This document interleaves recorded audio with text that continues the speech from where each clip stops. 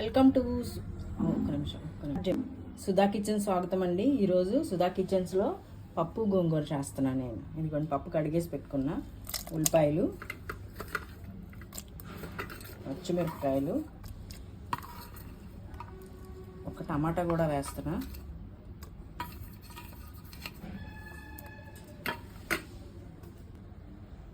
కొంచెం పసుపు వేసా,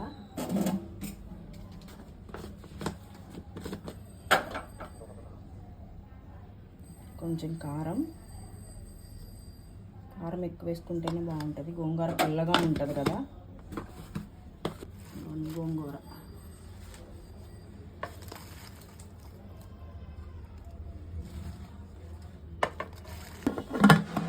మూత పెట్టేస్తున్నా. స్టవ్ వెలిగించేసుకున్నాం. 5 విజిల్స్ వచ్చేదాకా ఉంచండి.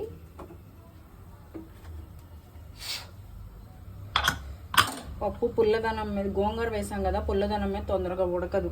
అందుకని 4-5 విజిల్స్ వచ్చేదాకా ఉంచండి.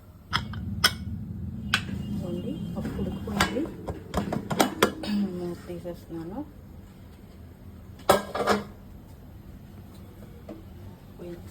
మెత్తగా ఉడికిపోయింది కదా, కొంచెం ఉప్పు వేస్తున్నాం. ఉప్పు వేసి మెదిపేసుకుందాం.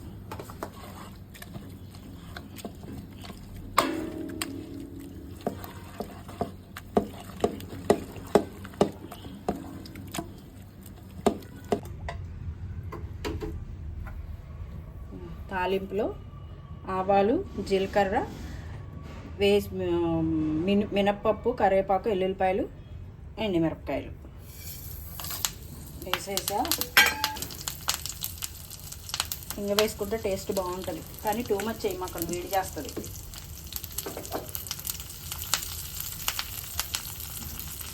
తాలింపు వేసేస్తున్న కట్ల